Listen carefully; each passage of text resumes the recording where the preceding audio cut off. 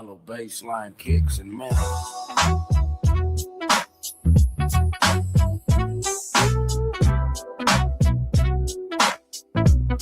Yeah.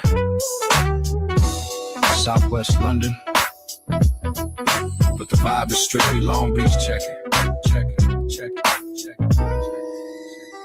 Step in the room, fresh suit, tailored fine. Liam Rosie, who's in class from day one, divine. Shaking every hand, greeting the press with a smile. Polite with the ink slinger, staying for a while. But wait, hold up, he's a red devil at heart. Taking the bridge's wheel, man, that's a risky start. Nice to meet you, how you doing? It's a charm offensive. While the bridge is looking on, getting all defensive. Don't buy a house yet, don't even sign a lease. The contract's long, but the piece is gonna cease.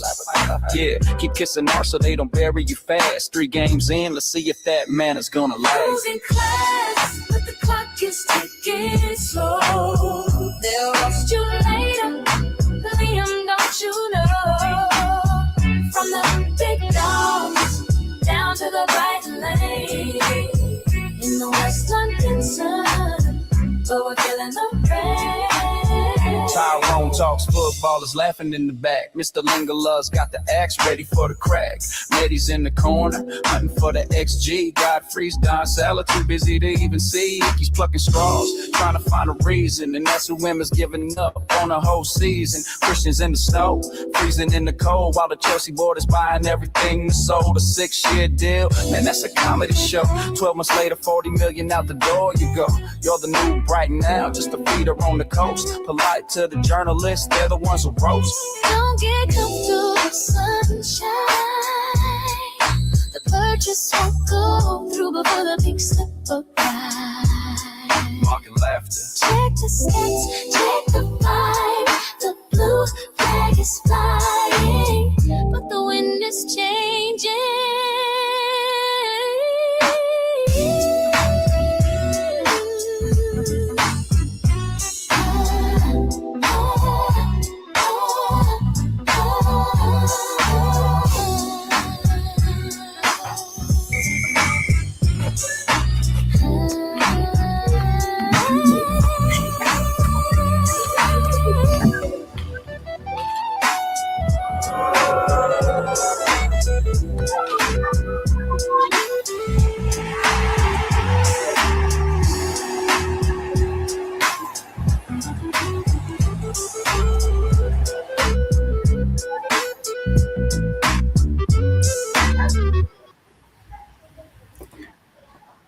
So hello guys, and welcome back to another video in another live stream in our channel. And we do have a lot to talk about.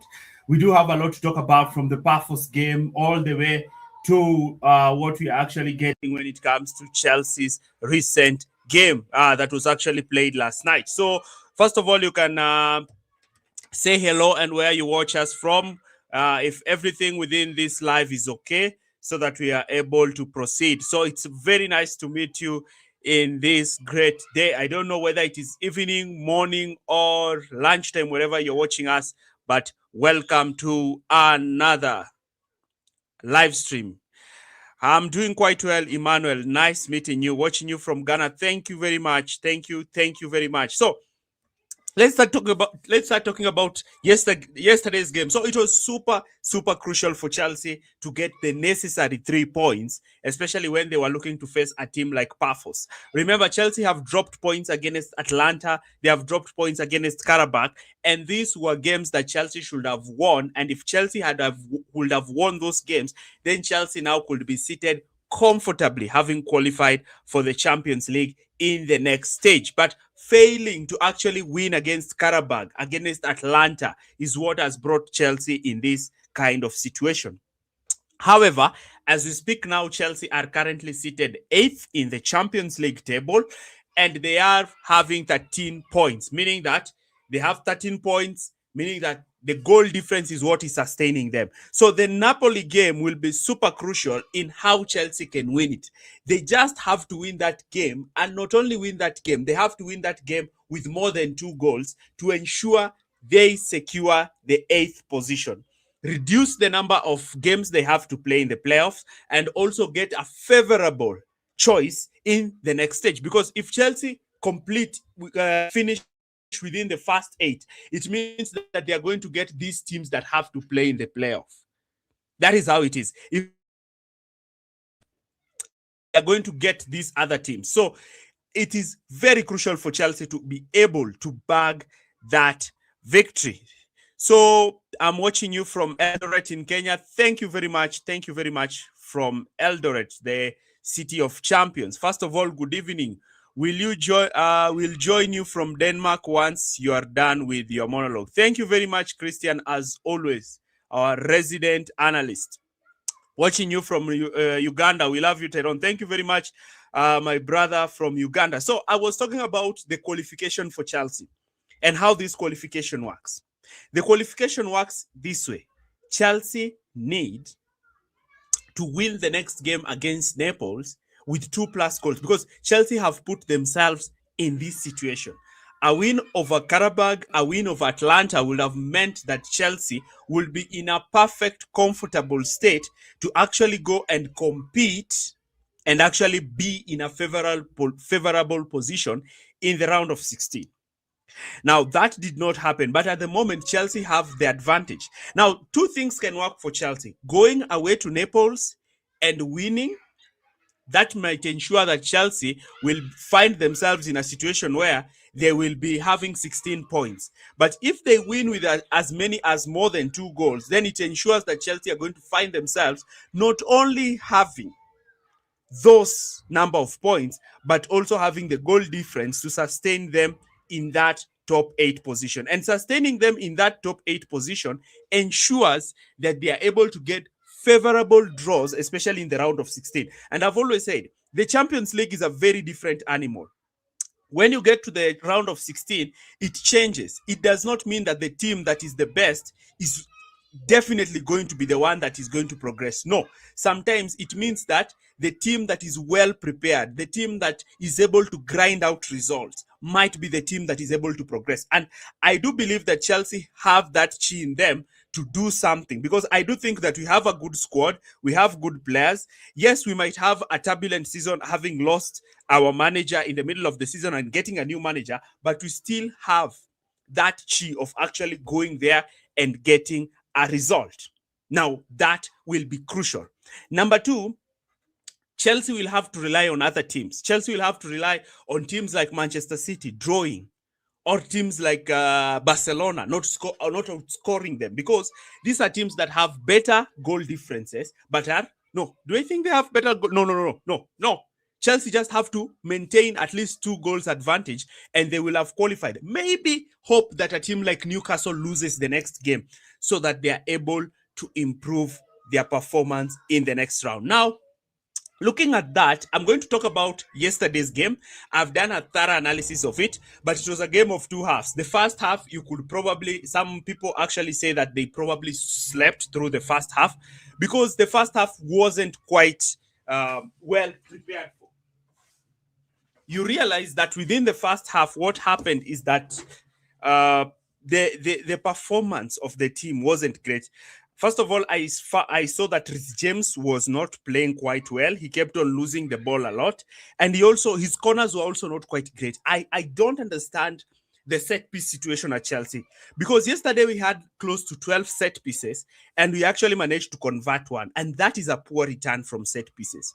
In my opinion, from 12 set pieces, Chelsea should have scored minimum 3 goals. So what is the problem with Chelsea's set piece? The problem with Chelsea's set piece is there is instruction by Bernardo Cueva that Chelsea should heavily rely on trying to whip in the ball towards the near post and then hope the player who's standing at the near post is able to flip the ball onto the back post. But that is problematic, because you find a lot of these players who are taking those set pieces, especially Reece James. I saw this with Reece James. His ball couldn't even beat the first man.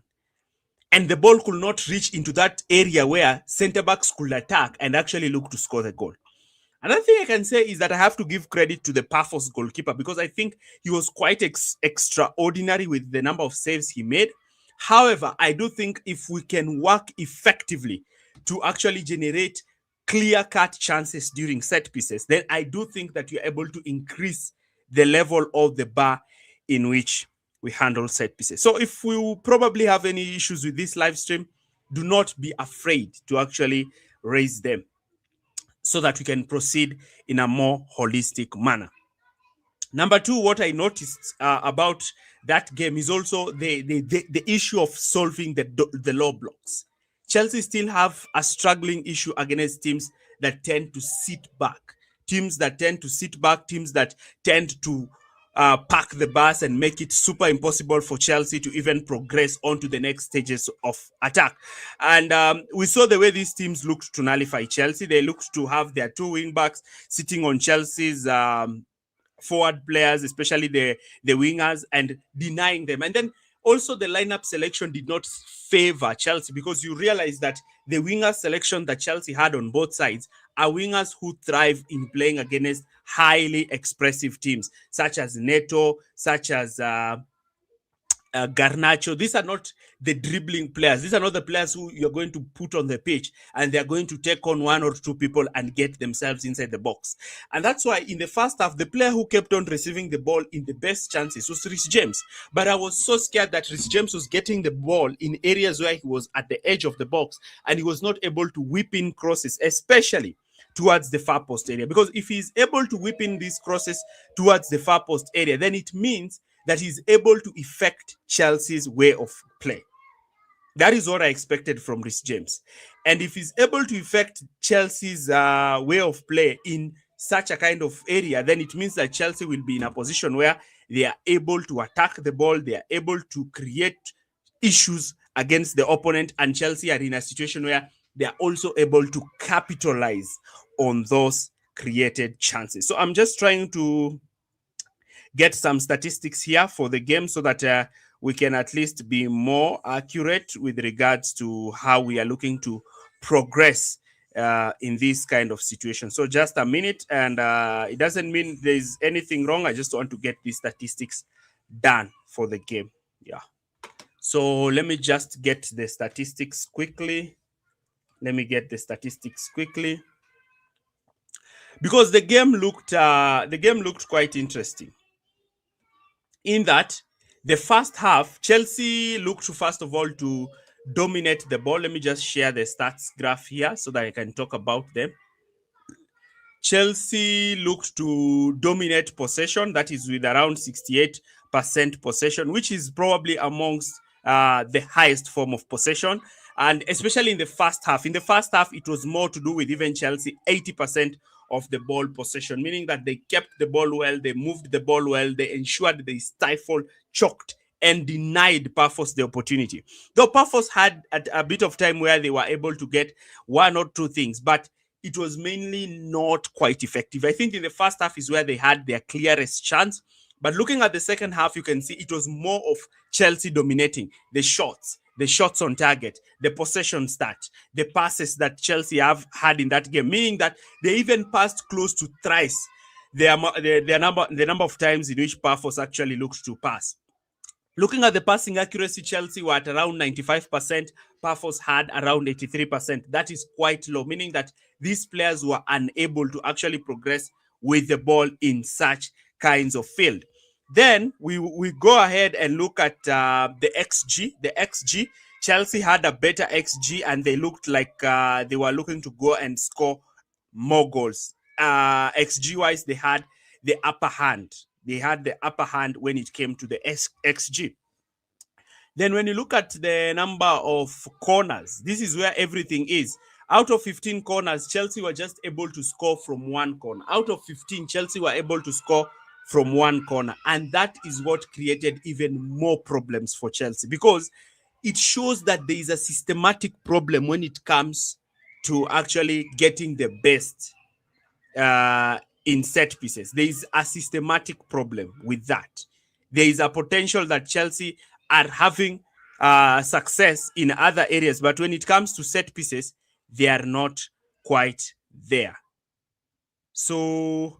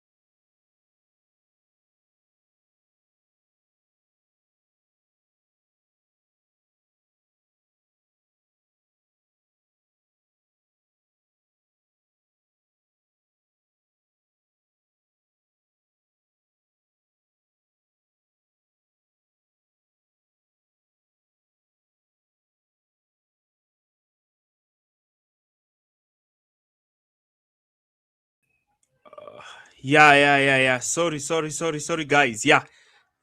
Thank you. I just had to adjust something. So I was talking about the overall statistics of the game and where I actually saw Chelsea looking to strengthen, Chelsea looking to dominate in that game. So there is an issue, there is an element of problems when it comes to the set pieces. The set piece coach Bernardo Cueva is not making Chelsea more direct when it comes to set pieces. Also, there's this urge that Chelsea have of playing short corners. And whenever Chelsea are moving towards short corners, what happens is that you find that they have a short corner. Rhys James has that ball. Rhys James attempts to play the ball onto the left back. Now, the aim of the short corner is that it's meant to disorient their opposition team. But what happens is that the ball is played towards the player who's behind. This player who's behind is already covered. So he cannot whip in across from that deeper position. And in that case, he plays the ball back. And the player who's always back towards the halfway line is either Gusto sometimes or one of those midfielders who remains deeper. So once the ball is played towards Gusto is not quite a progressive and explosive player. So what you'll realize is that Gusto is going to get that ball, he's going to play the ball back to Sanchez. And now the set piece would have ended. I've never seen where Chelsea have worked a short set piece or a short corner that has actually resulted into something when it comes to the goal scored or when it comes to the chance creation from that set piece. I have not seen it. So I think there is an issue. So Liam Rosinia has played 4 games, and in those 4 games, interestingly, that out of the 4 games, he has won a Champions League game, he has won a Premier League game, he has won an FA Cup game, and he's lost the Carabao Cup. So he played 4 games, and all of his 4 games are in the 4 competitions that he's playing for this season. So Chelsea are playing for 4 competitions. See, it's great that we are in January, the last weeks of January, and we are still in 4 competitions. So he has lost narrowly at home in the Carabao Cup. He won against Charlton in the FA Cup. He won the Champions League game, and he won his first Premier League game. So out of 4 games, he has won 3, he has lost 1, and the one he has lost, he's also lost quite narrowly. And this showcases there's a 75% success rate under him.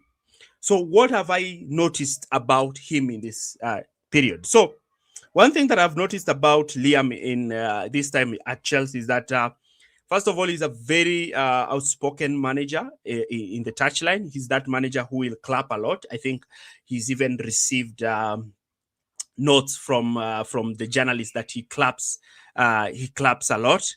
Number 2 is he's a manager who I'm seeing information that he's very close to the players. He communicates well with them. The players actually enjoy working with him. That is what I hear. And the way he sets up the team, I think he's not looking to create an overall change within the team, but he's looking to try and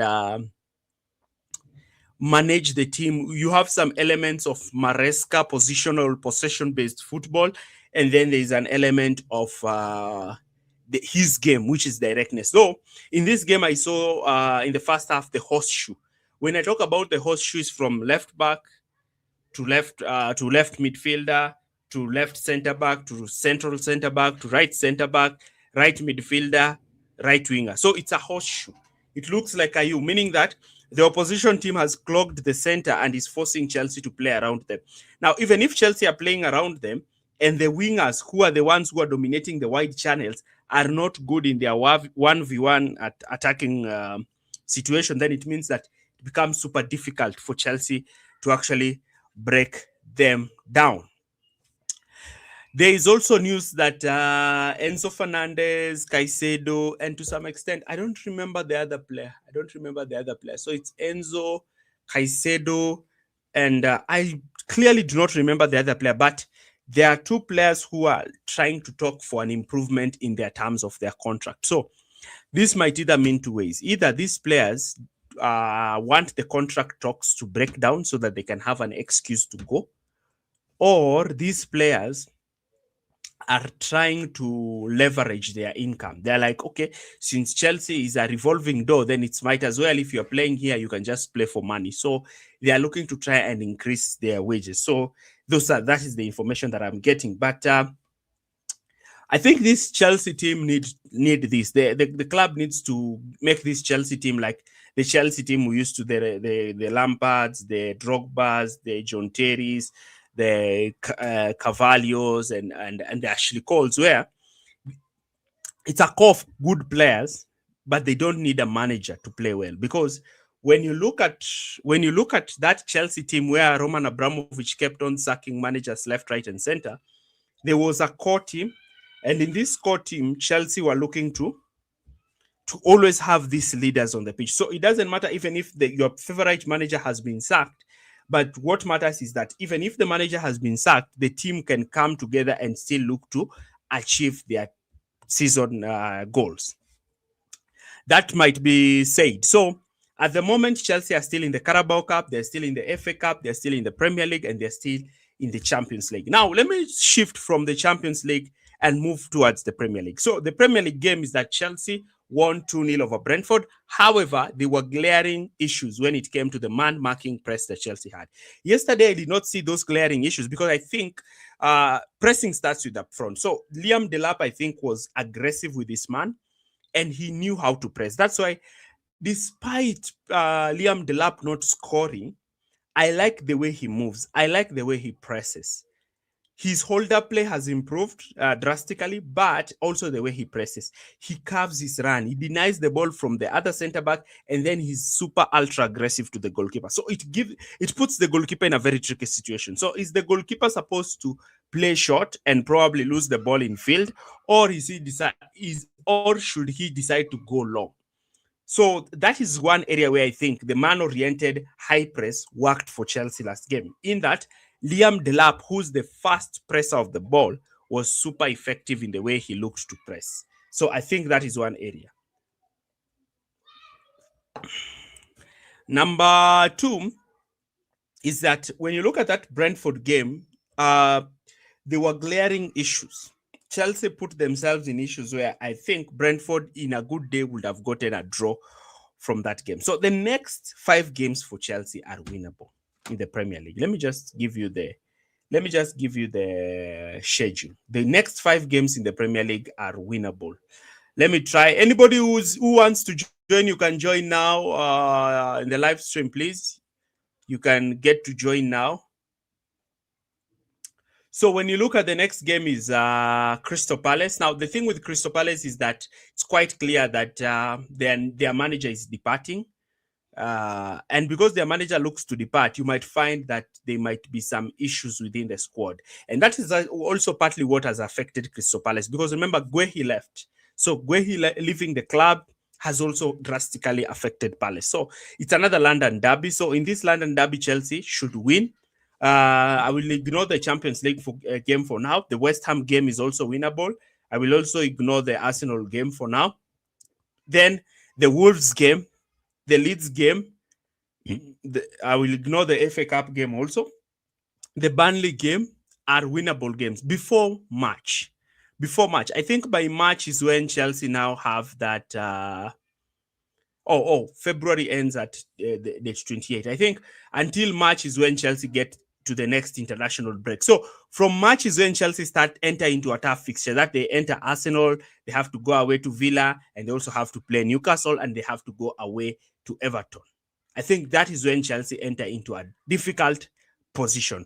But all the games remaining in February, actually, Liam Rosinia has the opportunity to become the manager of the month in the month of February, because he can look to win those games.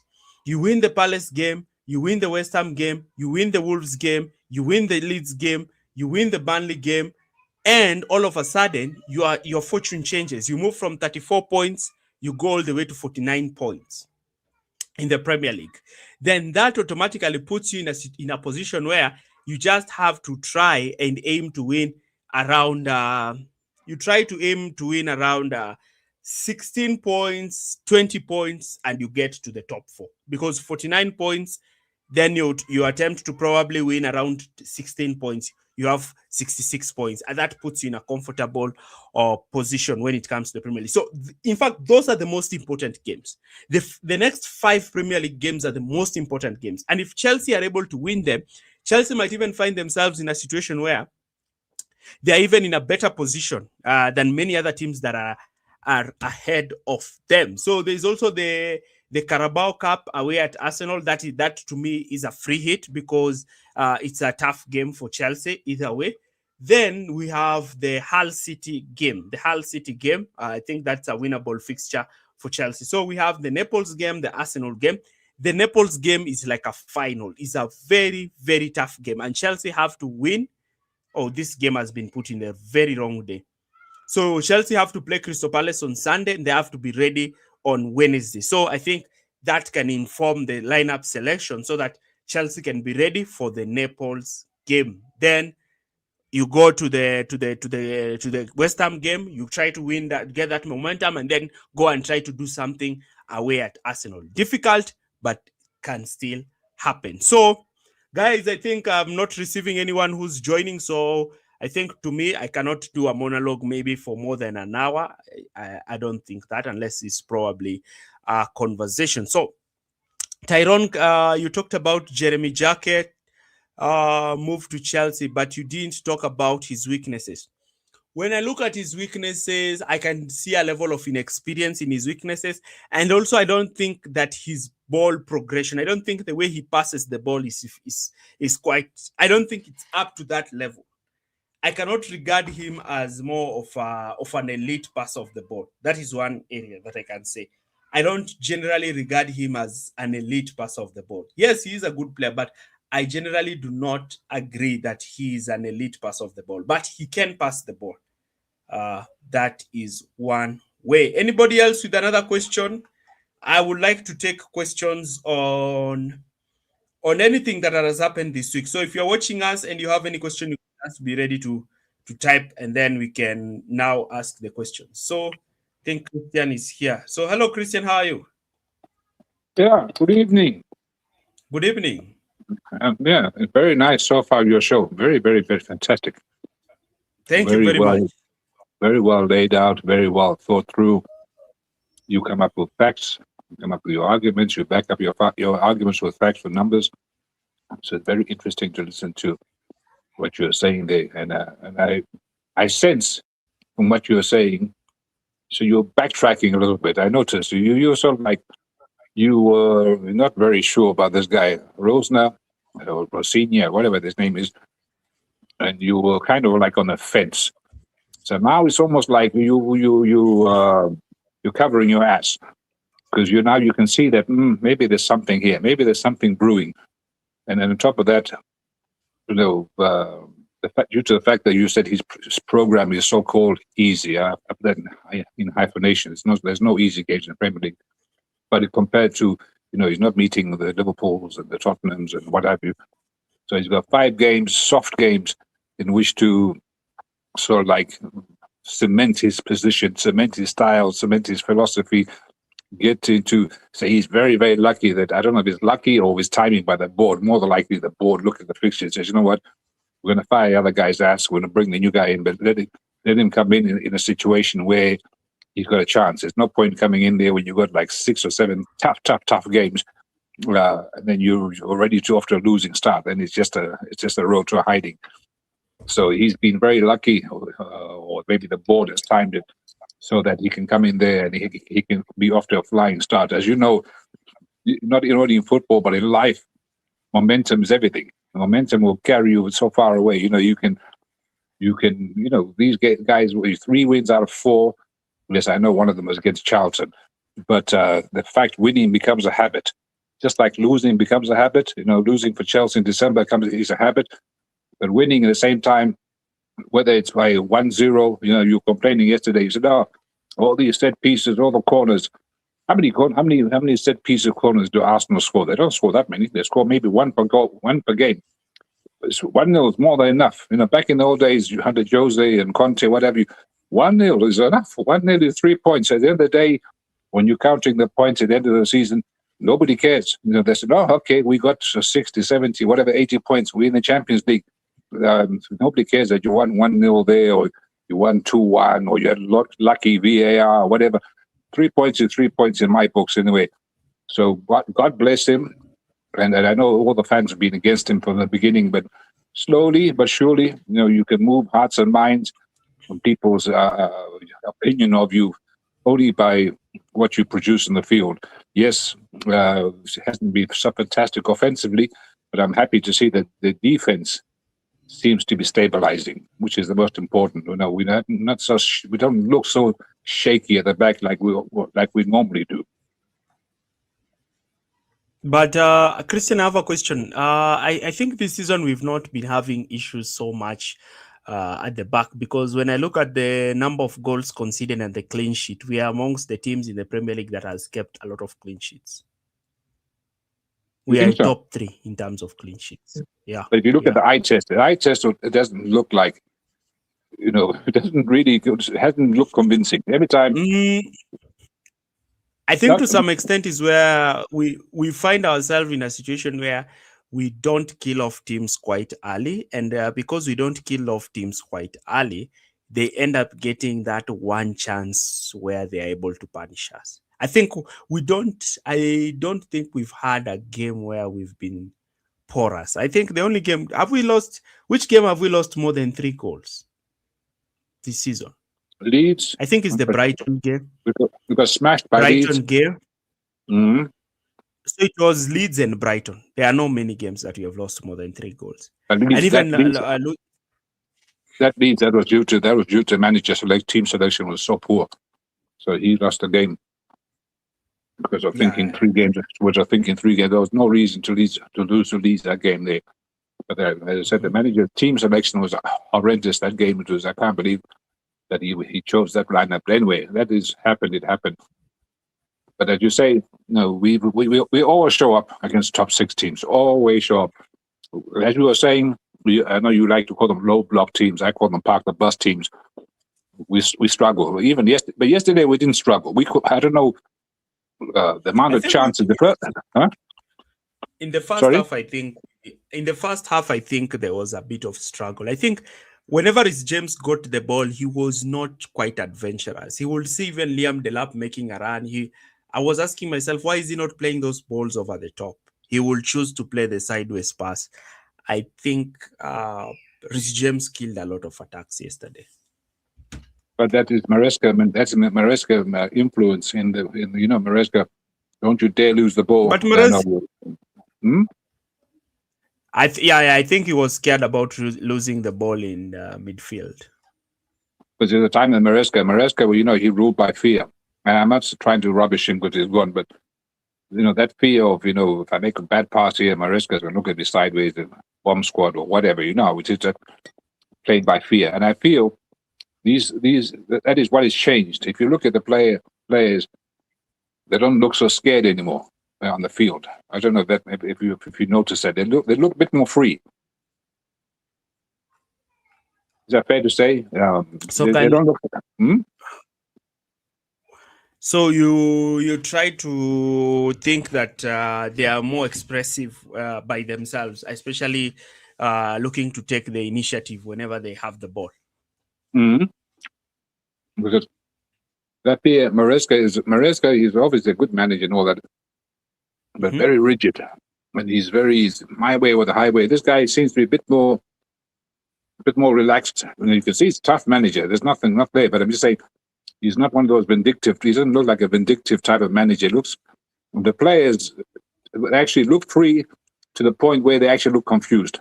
They're sort of like, what? I got off the street and I'm allowed to do this. I don't know how to pass it sideways or whatever. And that maybe that will come to later on will be a big benefit to this team here. How often have you seen a struggling team which is in the relegation? How often have you seen a struggling team in the relegation zone could not hit the barn door for whatever, lost game after game? They sack the manager, new manager comes in, the same rubbish team overnight becomes like, what? Where was this team all season?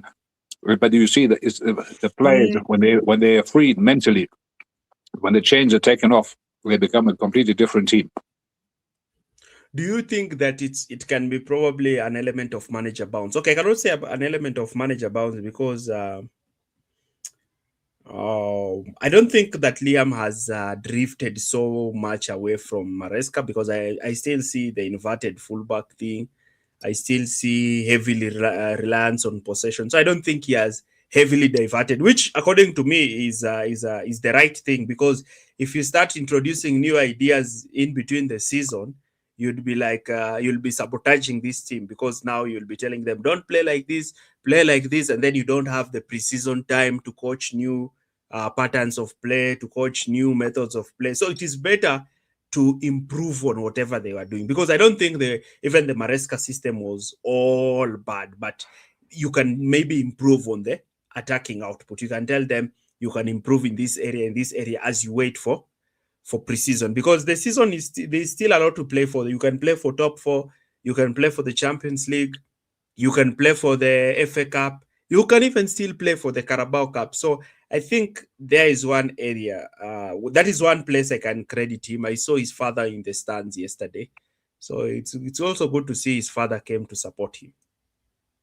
But you talk about the manager bounce, but Chelsea wasn't in a losing situation. It wasn't like we were losing game after game after game. Yes, we drew a few games, but so for there to be a so-called manager bounce is almost impossible, because the manager got fired, or the manager fired himself because of he got very arrogant and he thought he was bigger than the club. So it wasn't because the team was losing game after game. So the manager bounce for him won't be there, but he can tweak. So not twerk, sorry. He can tweak this and that, the other. And I noticed, like, let's say a player like Gerald Haito, I know you love him. He's getting suddenly opportunities. No way the other manager just said, no, I don't like you. I'm not going to give any chance. I'll give you the cameo role or something, 5 minutes within. So when this guy obviously going to give his boy from Strasbourg, what's his name, the midfield player, Santos, and so maybe the young guys will get more of a chance, or maybe it's the board of directors telling him, hey, you better play these players. We want to sell them. We want to sell them. We want to showcase them. We want to advertise them. We want their value to go up. So it could be either the board is telling him, or maybe he just likes young players. I don't know which is which. I thought about that. Is he being forced to play young players? But in my opinion, the long-term position where I see is that I see a long-term position where Santos and Caicedo play alongside each other. I find Santos playing quite well when he starts in that midfield, in that deep midfield area. I prefer to have Santos in that deep midfield area over having Reece James inverting from that position. That's just me. But it's good to know that we're not so reliant on Fernandes or Caicedo or even Cucurella for that matter, which we thought at some point, what happens if we lose any of these players? We can see there's other guys waiting, and they can plug and play. It's not a big issue. But what looked like was, but they're so good. But we've seen that the other guys, give them the chance. They can also perform, which is a very, very comforting thing. Even though everybody, and at the same breath, I just mentioned Lavia. I'm tired of hearing Lavia say him, because he doesn't want to play, or he's a kaput or whatever. It can't be possible. 3 years you're critically, chronically ill. There's something wrong with you. Then maybe you. I think with Lavia, it's something that Chelsea should move on from. It can't work. That every season you are just out the entire season. You're playing 3 games maximum in a season. It can't work, because he was there under Pochettino, he was there under Maresca, he's there under this Liam guy. I don't see it from him. I don't hear from him. He's not back in training. But wasn't it the same with Reece James? Everybody wrote him off that this guy will never play football properly, the high plan, but we can see, look at him now. So you never know. Hopefully he's able to be back. And one player that has really fascinated me recently has been Enzo. I am really, really, really moving to like this Enzo Fernandez player. He's the player who covers a lot of ground, and I'm looking at it long term, where Remember, even before Maresca got sacked, in fact, people were saying that Chelsea will be even better when Cole Palmer came. And I think it was only you who said that probably Chelsea play better without Cole Palmer. And probably, I think Mehdi was the one who laughed and he said that Palmer improves the team. But Chelsea was successful when Enzo was playing in that number 10 position. Enzo. Yeah, but the thing is, Cole Palmer is not a bad player. Don't misunderstand me. He's an excellent player. But he's an excellent player. The problem is like, if you notice back in, I don't know how old you are, but back in the old days, let's say Maradona at Napoli. Yes, you had Maradona, the superstar. Maradona just passing the ball, he will do everything. And the other guys, some guys will be hiding, and once in a while they'll show up and help him. And I felt the same with Palmer. Palmer is such a good player. So they were so reliant on him that some of the players were hiding and they weren't pulling their weight. So like now when he's not playing, there's no way to hide. Everybody has to chip in. Everybody has to do their part. Yes, maybe we're not as good without him in the team, but I think it feels like more of a team, more cohesive, more compact, more running, more pressing. That's how I see it anyway. But I'm sure other guys will probably find numbers to disprove what I'm saying. And of course, the English media would hate me for saying that, because Cole Palmer is the darling, he's the best, and he's that there. He scored a penalty. Wow, he must be chosen for the England team. Must go to World Cup. For goodness sakes, it was just a penalty. Calm down. But you know how it is. And the media will hype you up. The media. I think to some extent Palmer can work well if he plays with a player like Delap, but he can't play well with João Pedro, because when you have João Pedro and Palmer, you have two players who are not aggressive in their press. João Pedro is not. I've always complained about it. He will not press. He will not press. And if he will pretend that he's pressing, sometimes you will see him running. You'll ask yourself, he will pretend, he will see the opposition have the ball, the keeper has the ball, he will be trying to run towards the ball, but he's making a half-hearted press. He's not looking to press to be effective in closing somebody down, but rather he's looking to press just so that the manager and the other teammates can see that he's pressing. So he's playing like a dummy. Now, when you add that with Cole Palmer, who's also back from injury, who doesn't want to exert a lot of pressure, then you have a situation where two of your forward players are not pressing. Now, how did Palmer work with Jackson? Jackson is a pressing machine. Jackson is a player who has the work rate. Mm-hmm. So because Jackson is able to have that work rate, he's able to get the ball, shield the ball, and lay it on a silver platter to Palmer. Palmer has been so poor that he can't even make a pass. Yeah, but hang on. Rewind back to Jackson there. So what he was saying there is interesting. He's a work machine, but Jackson, if you notice, yes, he didn't score goals. Yes, his finishing was poor. Yes, and all that bad red cards. Yes, I understand all that. But in the context of the game, so Jackson draws defenders. This is what happens, because those other opposition teams know this guy may be hit and miss when it comes to goal scoring, but do not give him an inch of space. So often he would draw or drag two defenders. Why do you think Palmer looks so good? Because he has so much space to play in. And with no Jackson there, the space which Cole Palmer was used to is no longer there. He can no longer take those long shots, whatever, because the moment he just tries to shoot, there's somebody ready trying to block the ball, try to pass. They just close off everything because they have a surplus of defenders, because there's no Delap, who should be dragging out defenders, is not playing that role where he's supposed to play the role. If you're going to be a centre forward, be a centre forward. I've seen Delap playing way better recently. He's not scored goals. But he's for me, he's a counter-attacking centre forward. He's not one of those. Even yesterday, if I look at yesterday, he kept on making the right runs, but nobody was picking him up. Especially Reece James. Reece James wasn't playing the ball to him. He constantly used to get the ball and shuffle it out wide. That is where I found the problem is. But I think he can play well with Palmer. But the player who played extremely well with Palmer is Jackson. Because even when Jackson, you give him the ball at his feet, he's going to hold off a defender and he's going to dribble past that defender. There you go. So the defender will have two choices. He'll have to foul Jackson. So it either allow Jackson to go or foul him. And one thing I noticed about Jackson, he used to give a lot of defenders yellow cards because he will get the ball, he will try to dribble, he will be foul. Then if it happened 2 times, then the referee will pull out a card. I have not seen that. Delap, I don't think is a striker who can bend, because even when he bends with his run, he will have the ball on his right foot. So on his right foot is not strong. But Jackson will get the ball, he will hold off a defender, then he will turn. He will even turn and make a pass to Palmer in a free space. So I think that is one area that Palmer struggles. But if you tell me about João Pedro, you might give him the ball, he falls over the ball, or he will be pushed off the ball, and he's constantly looking for fouls. Even yesterday, you said something about João Pedro. I was actually laughing. You were saying that when he comes to defending or pressing, he's basically just keeping up appearances. He's not wholehearted. It's almost like it might hurt too much there. I don't want to feel that pain. I don't want to feel.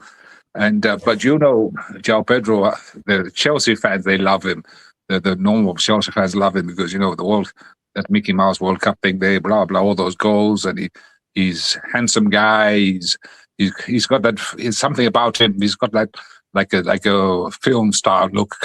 There's something about him which people like. But if you look at him like you and me look at him just on the football, what he represents, we're not convinced. But he seems to be lucky. Sometimes he seems to show up once in a while, score a goal, once in a while even have a layoff. But sometimes it's that business of falling down, rolling on the ground, that business of just sometimes the body language, it annoys me. So maybe sometimes I need to stop focusing on that. Maybe just think positively about him, seeing what he actually does, if he actually does anything.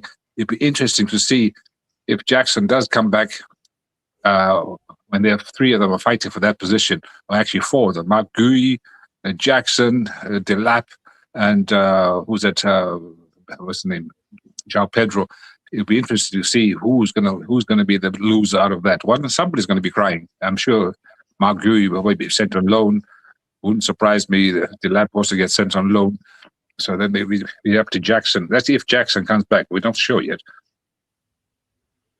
Yeah. I think, but I do think he might have an opportunity to come back. But there's also the level of, it depends with Bayern Munich. I think the sole decision on whether Jackson comes back, it depends with Bayern. If Bayern are like, they don't want him, I think he's going to come back. If they are like, they want him, then I think that is where the situation might be. With Jackson saying that, people say that Jackson does not score a lot of goals. His first season he scored 15 goals under Pochettino, and he was not taking penalties. His second season he scored 11 goals, and he was out from I think from December all the way to, was it March? He was out for 3 months. He scored 11 goals. João Pedro has been available. I think he has scored 6 goals. So when I look at the goal contribution, I will judge it at the end of the season, because there are some easy fixtures here where I think he might wrap up some goals. But honestly speaking, I do think that generally he may not even beat Jackson when it comes to those stats. I think with João Pedro, why a lot of fans get happy with him is that he will score goals that appear super difficult. You look at the goal he scored the other day. TikTok goals. But he will not be. But majority of the easy goals, even the easy goals, people always talk about the way Aguero used to have a lot of tap-ins, the way Haaland will have a lot of tap-ins. But you see, those tap-ins come because of your ability to read the game as a striker. If you read the game as a striker, you are always in the right position to score goals. So I think that is one thing that aided Aguero. Aguero knew when to drop back. He knew when to attack the 6-yard box. And that put him in a position where he was constantly scoring a lot of goals. So I think that is one area, because when we have the ball inside the box, João Pedro, who's the striker, you expect him to constantly run towards goal. You'll find him deeper. So you're whipping in goals inside the box, and the only player who can attack those goals are Enzo Fernandez and Garnacho in the far post. What is the chat? What is it? What you should do? A little. What do they do? That poll? Do you do polling? I don't know what they call it. Live polling, where you ask. I have tried to look at it here from StreamYard. I don't see it. But you can do it on the Facebook. I don't know how they do it. I see sometimes during a live, yes or no, or which one, A, B, C, or D. So I'll be just interested to see what the chat says. Should Jackson return or should Jackson be sent elsewhere? But I think with I've tried to look, sorry. I've tried to look for a way in which you can do polling, but I don't see it on StreamYard. I think I will try to do it on Not on YouTube. StreamYard. You have to look at it on Facebook, on YouTube. I don't think you can do the StreamYard because then everybody has to be on StreamYard. So one's watching who are not on StreamYard, they can't vote on it. I don't know. You have to Google. AI will probably tell you how to do it. But I was just thinking with Jackson, it'll be easier for him to return now that he won't have to lose face because there's a new manager. So the new manager is almost like, okay, the old one who sent me packing is not there. So now I can come back as a triumphant hero, the prodigal son returning, and he won't lose face. But if Maresca was still there, it would be a very difficult situation for him because you can imagine the bitterness and the anger and what have you, that it could have been a very, very uncomfortable situation for both the manager and obviously the player. Didn't I see Disasi is being brought back into the squad from the bomb squad? Yeah. I actually even wanted to talk about that. Interesting. Go ahead. I'm listening. I want to hear your take. What you think? With Disasi, I think probably it's just to get him fit so that they're able to sell him. I think that is generally what I can say about him. Just to get him fit so that they can sell him, because I do think they're going to get another centre back. But honestly, I don't see why Disasi needs to be back into the team. I don't think so. So there's this interesting story here that Emmanuel talked about, and it was I watched what I would call rumors today morning in Sky Sports that Palmer would be open to going to Manchester United if an opportunity arises. What can you say about that? Stay away. Did you hear that? I read it somewhere, but I'm just warning you, Manchester United, this is where they kill your career. That club, if you, I don't think that is anything that Palmer said. There's also this problem in English media. A lot of pundits are Manchester United fans. A lot of them.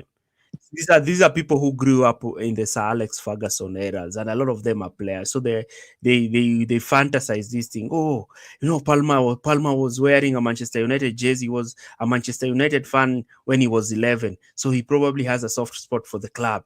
And when I look at Chelsea with their sacking and hiring, I think he might work at Manchester United. Oh, Palmer would work at Manchester United. Breaking news. No, it's all about getting your attention. But I think what you say, they're trying to speak something into existence, which is not there. Into being. This is how they started. They try to speak something, and then they hope it catches fire, and then for some miracle. But you are the economist. If Palmer has they upgraded his contract last season, and I don't know if he's on a 7 or 8 year contract. If you just go by numbers alone, the amount of what it would cost in transfer for United to buy Palmer, I don't even think that would be like a world record fee. We're talking about how much are we talking about? What side of what would you guess? I think it's going to be expensive. I wouldn't label it to be something. I wouldn't label it to be 150, 160. No, 120, 130. More, come on. Enzo Fernandez cost 130, wasn't it? Did he cost that? 105 million pounds. So was it Caicedo cost 120 then? Caicedo cost 115 million euros. You see, the thing with Enzo is that the people say Enzo is so super expensive because it was a release clause that had to be activated. Mm-hmm. So Chelsea paid more. So if Caicedo, who is not English, doesn't even speak English, went for 115, can you imagine our English boy? English, that is, you could add another 30 million on top of that. So it would be the 150, maybe 160. And United, They don't even have that. Sorry, they don't even have that money anyway. Yeah, they don't have. That is just rumors. That is just rumors. And Chelsea have a right of refusal to that. But they would, of course, then send Mason Mount back to Chelsea. Part of the deal, probably send another player as well. Probably Mainu and Mount probably would be a part of the package deal. But I'd just say... I would entertain Kobe Mainu because I think he's a great player. But it's not a like-to-like change. And Palmer can only be sold if Enzo will remain at the club. Because if you sell Palmer, then automatically Enzo is your most creative player, which I think Enzo can play in that position. Recently, I've also come to conclude that he plays so well in that position. Palmer again is a good player. It's just that he has been injured. So he has not been quite at the level that he's expected to be this season. Rate Liam's, Chelsea, and Maresca's without the ball. I see Ricinia has done better so far. Isn't he good at killing games? Without the ball, what I can say is his man-marking system will cost him in the big games, especially when you play players like João Pedro. João Pedro will lose you a game because he will lose his man in the press. You know, when you are man-marking, when you're pressing in a man-marking system, if João Pedro's role is to press the goalkeeper and ensure the ball does not go to this other centre-back, he will press half-heartedly. And that means the goalkeeper will have a time to chip the ball back to that centre-back who was trying to cover. And once that happens, you get opened up because you have committed a lot of players this other side.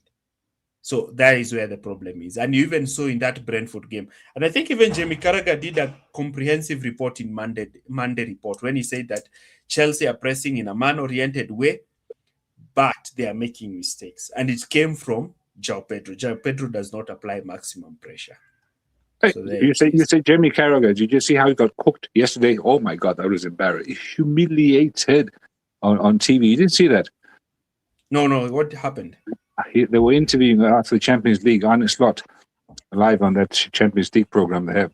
And Jamie, oh my God, Arne Slot cooked him, and he cooked him. And Jamie Carragher, he was clutching at straws. The poor guy was drowning there. I said, wow. What did he say? He was just criticizing, just saying, yeah, you were saying, to him. You have to watch it yourself. You will see. You just think, Jamie Carragher got humiliated there by Slot.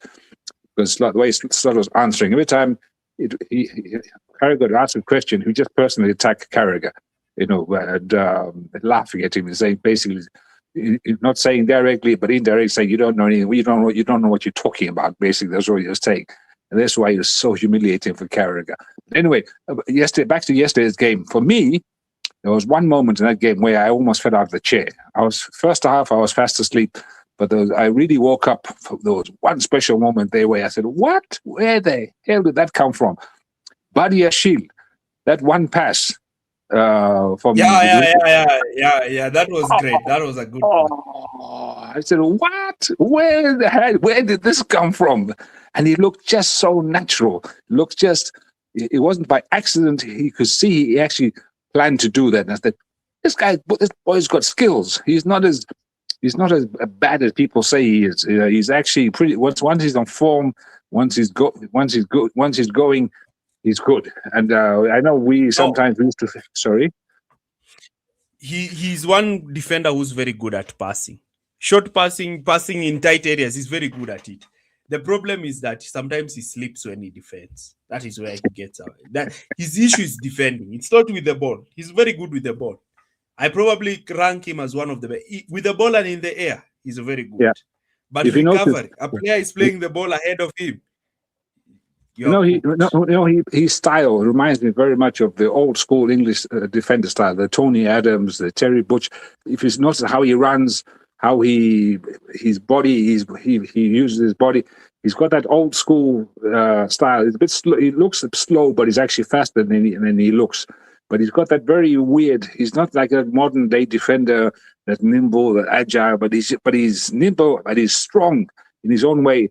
But and he looks. He's like as the season gets on, he's improving. He's getting better and better. He's getting more and more confident as he seems to be. They seem to be picking him quite often to play. And who played yesterday? For Fana, he came on as a sub. Was it Chalobah was on no, there? no, he started. Who Fofana Chalobah started? with Benoit. By No, Chalobah Benoit. didn't start. It was Chalobah Benoit and and Fofana. Chalobah is always Let me awaiting show you accident the waiting. Chalobah is always accident waiting. He's always No, he accident didn't waiting to play. happen. That boy. He's always for one. Any Yeah, game, yeah, there's always one mistake. Always one mistake he does, and but he does a lot of good things at the same time. But yeah, you know, I think Fofana and Benoit can play well, but Benoit you cannot rely on him because he will go injured. He's also one player who gets injured very easily. Yeah, so you can't rely on him. But I think this is a centre back that can work. This one is very good with the ball, and he can play down the left. You know, it's good to have a left-footed down the left. It's not good to have a right-footed player down the left. There's some people who have raised some questions here. Let me just go through them. Zacchaeus has said that I'm very happy to see Disasi back in training. The guy is a good centre back. I give him Remember applause. him- A good man, whoever he is, who said that. Remember him winning Man of the Match award against City. Only Maresca wasted him by playing him as a right back. Unai Emery, remember, Unai Emery also signed him. If he was so good, I think Emery would have kept him. I don't know. Maybe you Christian seems to agree with him, but I Disasi actually like Disasi at right back. I know it sounds strange. I don't trust him as centre back. I think I'd rather play him at right back. Centre back, I think he's an accident waiting to happen. Like he's no upgrade on Chalobah. But why should we have him on right back? He's slow, and you have He's Gusto not and slow, Reece James. but he's strong. He's slow. physically strong. He likes to bomb forward. He's good for a goal. He's good an excellent shot, fantastic header. Attacking wise, the only reason why I keep him is for attacking in an attacking role as attacking defender. But So would you rather have Reece James? Would you rather have him starting ahead of Reece James and Gusto? That is a very nice question. I knew you were going to throw that to me. Fuck. So you would. I knew you were going to throw me that Just question. be honest. No, it's just hang on, wait. honest. You know me. I'm a lawyer, so I'll find an excuse for him. So Yeah. Gusto yesterday was actually very good. I won't lie to you. It was actually pretty good yesterday. But Gusto defensively, for me, is a reliability. Big reliability. Huh? I think he has improved. Gusto's nowadays is making a lot of nice slide tackles, even last ditch tackles. The only area I find him struggling with is the far post, defending the far post. That is where I find him set pieces. He's used to the set pieces. But I will still play. I like this Reece James playing the midfield, deep, whatever position playing there, and play Disasi. It depends. Disasi, I'll bring him on as a sub.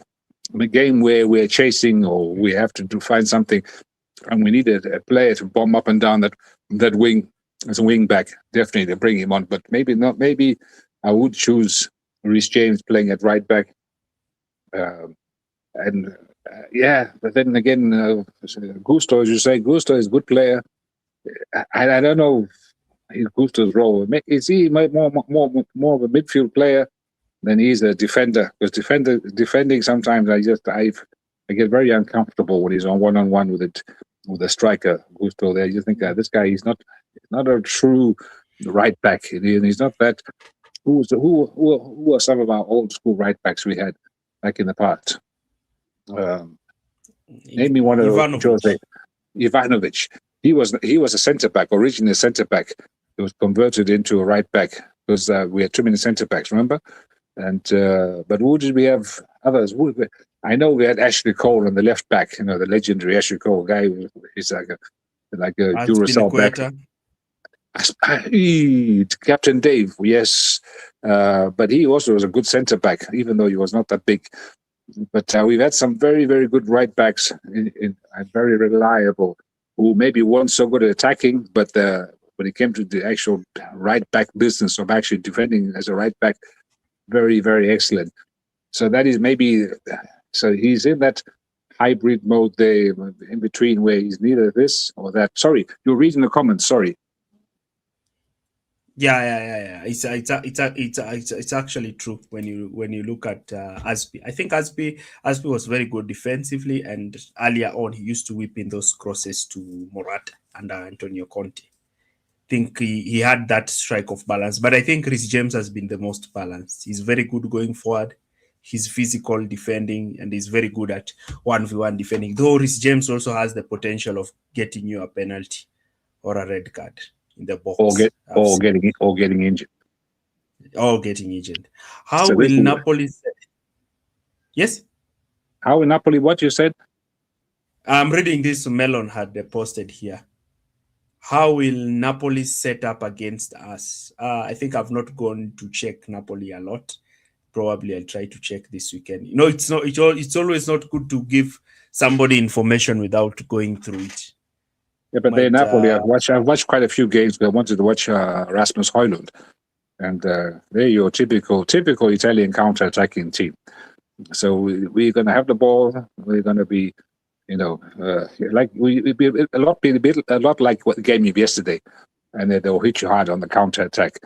And I think they'll have more quality counter-attacking than Pafos or Pifos or whatever the hell the name of that team is, who defensively were very good, goalkeeper world class, and but attacking they were lacking. Okay, they were maybe robbed of a penalty, so that game could have had a bad outcome. But no, lady luck sometimes goes your way. So in Napoli, it'll be patient. You have to be patient game. Wait for that one opportunity, maybe if you're lucky two. And I think Chelsea will go there and get a result, because Conte he's never had luck in the Champions League. Have you ever noticed his history? He's never been lucky. He's just, for whatever reason, Champions League, he's never been lucky. He's always been very unlucky in that tournament. And so I just go by. I know, was it you who posted something? History, you go by history. History, and then plus going by the juju business here. And I know you don't like to hear about this, but so somebody posted in our group there that when last time Senegal won the Africa Cup of Nations, and then Nigeria didn't qualify, and Chelsea sacked their manager, when those things happened, they won the Champions League. It was in 2021. Yes. Senegal won the Africa Cup of Nations. Nigeria I remember Mendy actually won it. I remember actually Mendy won the AFCON. Then he came with that winning luck. Mm-hmm. Maybe, if my opinion has always been, if we can get the Champions League and one trophy and one of FA Cup or Carabao Cup and then top four, in my opinion, I will say, I don't care who's in the dugout. The season objective have been met, because if you win the Champions League, you win the FA Cup, you finish in the top four. All this noise that of players wanting to go, players will be like, we don't need a manager. We got this. But you don't need a manager to tell you to, and nowadays, even you don't need a manager to teach you tactics. Everybody knows tactics nowadays. It's all about your ability. But what if what you're saying there, if it happened, let's say Chelsea did by some miracle won the FA Cup, and just not even the FA, let's say they win the Champions League and they qualify for the top four, but Arsenal win the league. But Arsenal wins the league. Who's had the better season?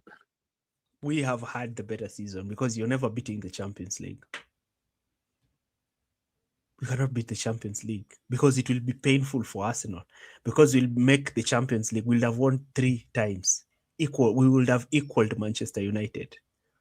And if we may have another opportunity to win it again in the next 3 years, that means we will even surpass Manchester United and probably be number 2 in England with 4 Champions Leagues, maybe.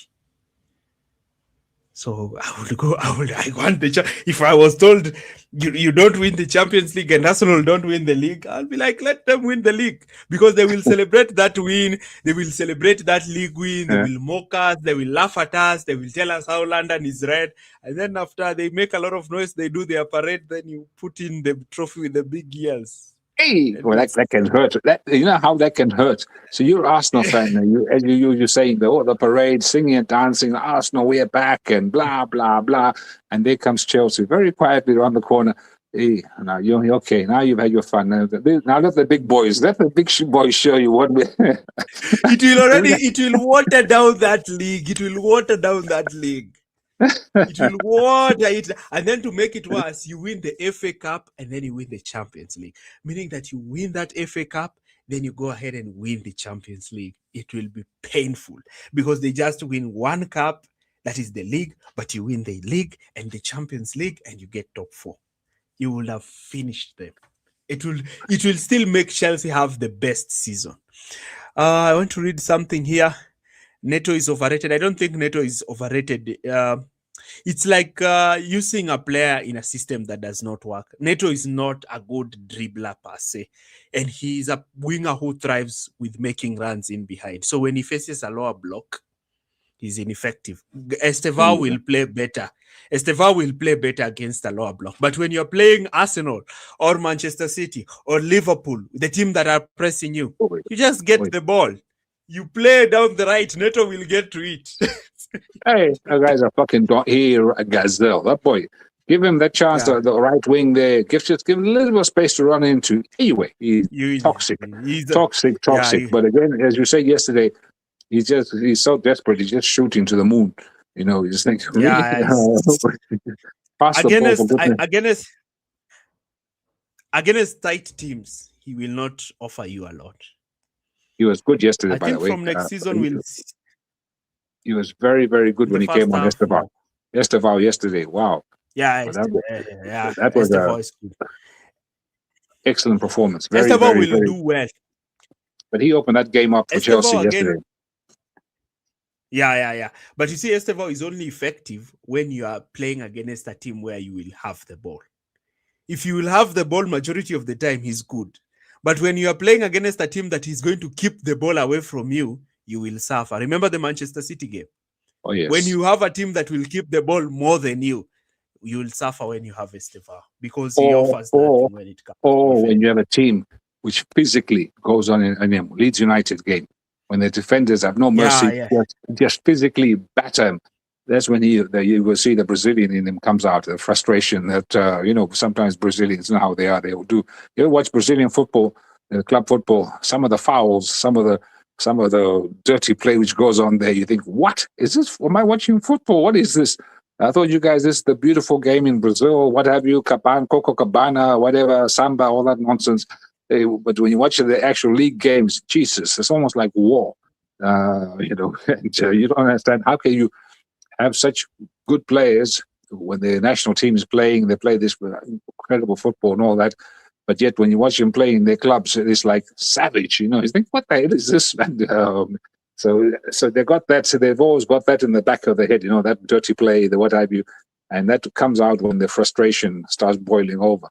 And so that is, while we at Africa, we have, we have more the mentality where the players, we play for not so much to score the goals or to win the game, but we more to win the crowd's approval. So if the guy, the right winger or left winger, makes a dribble which makes the defender look stupid, and then the crowd goes bananas, because that is what many players play for. They play for that crowd approval. That is what you call the motivation. That is the thrill of it all. Never mind scoring a goal or the team winning. Is that you wind up the crowd. The crowd is on your side, and the crowd is, that's there's a different mentality when you watch African football being played. Not at the African Cup of Nations, but that is become like European football. It's lost a lot of its charm, the African charm there used to be. It's become more, watching Premier League or Champions League, whatever, that kind of style. So all the players, they all play in top clubs. All the managers are from I don't know where. So that has changed that level. But if you watch a normal, club game, if you watch a normal international game, still got that old African mentality, the old African style still shows up, where they want to please the crowd, by the dribbling, by the humiliating the other opponent, and about all the antics about the juju, and a lot of stuff goes on a lot in African football. President choosing the team, not the manager, and a bit like at Chelsea, there's medical staff choosing the team. So there's a lot of parallel. Yeah, I don't know. Yeah. Sorry, sidetracked you. Sorry. Oh, okay. There's no problem. There's no problem. I was trying to understand whatever Emmanuel was saying here, that he thinks that Liam will revert to a back three next season, but I can see that he plays with a back three even this season. It's all about how you're using formations on paper don't matter. It always depends on how the team play on the pitch. And Chelsea are always playing with a back three. So maybe you tell me they shift to use wing backs, and does Chelsea have those wing backs? That is one question. I see a positive vibe in Rosinia compared to Maresca. I cannot say that, because also Maresca was quite good until Maresca started falling out in late November, isn't it? Mm-hmm. But there was, yeah. So, but he was okay. He was just okay. He was having that vibe. It's Maresca started losing against when we lost. Did we lose or draw to Champions League game? What the hell was that? First the Leeds game where they got badly beat. After the Arsenal game is when the problem started. No. We were supposed to beat Arsenal and got 3 points. No, the game after Arsenal game is when everything went down. Yeah, but then especially after the Leeds game, where it was when the wheels start coming off, and then we went to the Champions League game afterwards. Did we lose or draw? I can't remember. I think we lost. It was the Atlanta game. So Atlanta. The Arsenal game we drew. Then the Leeds game we got beaten, and then after the Leeds game, I think we drew another game. Was it Bournemouth? There's a game that we drew. Yes. Then after that game, we played in the Champions League, and then we lost that game. Then he started talking about the worst 48 hours. Yes. Everything just fell off. No support. I don't know how. Blah, blah, blah. Yeah, and then he started to make out the issues in the dressing room. I don't know how everyone else here feels, but I did like to see Chelsea grind out a win yesterday. Lesser opponents have become a thorn on our side all through, not all through Maresca's season. I don't even remember the last time we were beating smaller teams. We've always had this problem. I think the last time we were consistent in beating these smaller teams was when, in fact, I think it was when we had Sarri. When we had Sarri, we used to steamroll these teams. No. They still caused problems with Sarri. What was the MO, that movie with the smaller teams with Chelsea the last 3 years? 0-0 or 1, and then the last 5 minutes the other team scores. Always the same. I got sick of that movie. Yeah, it was these deep compact blocks. Even under Tuchel, we weren't beating them, and that's why I said with low blocks team, you have to do things. You need to have wingers and players who are able to carry the ball forward. Try to look for a penalty. Try to look for a free kick in a dangerous area, and rely on set pieces. Those are things that can score you goals. Long shots, for goodness sake. We don't take long shots from outside the box. Yeah, but the long shots have died in football. The only team that I see attempting a lot of long shots outside the box is Aston Villa. Even the other teams, even the Arsenal. When was the last time you saw a team taking a shot from 15 yards out? You don't see Liverpool does it quite often. You don't see Lampard used to do those things often. That was a Lampard trademark. Lampard and Steven Gerrard, they used to do that. Don't see it nowadays. Yeah, but it's a skill. It's a skill which has unfortunately died out because maybe they've been so used to just practicing passing and what have you. So, and Lampard, look at Lampard. How did he get that good? He used to train when all the other guys left the pitch. He'd stay alone, shooting for maybe an hour every day, and that's why he became so good at that. So maybe I can see Disasi is quite a good long shot specialist. Do not give the ball to Gusto, because Gusto will shoot the ball to the other stadium. He's Reece James is a good long shot specialist. Even Enzo Fernandez is he can shoot, but he's not, sometimes he's also another one. Sometimes Caicedo, he's our best long shot. But you have to do that. Yeah, he's very but, good. But you have to mix it up. You have to have that threat. So when you have that threat, even Cole Palmer, another one, is very good at shooting from distance. So when you shoot from distance, you draw the defenders, you drag them out, and you create that space in between, behind. And that is what you're looking for. Whether the ball goes on net or not, it doesn't really matter. And the fact that once the threat is there, I think my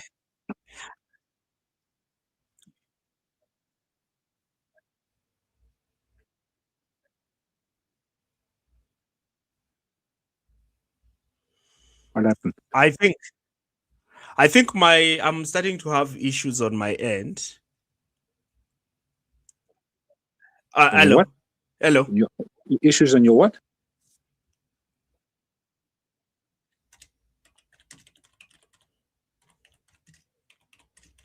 It's frozen. There you are. You froze up again as usual.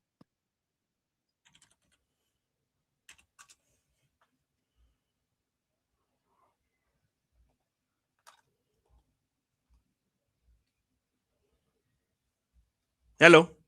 I'm listening. I can hear you. And you just got very quiet. Anyway, I'm going to go. Hello. I don't know. Something's happened to the live here.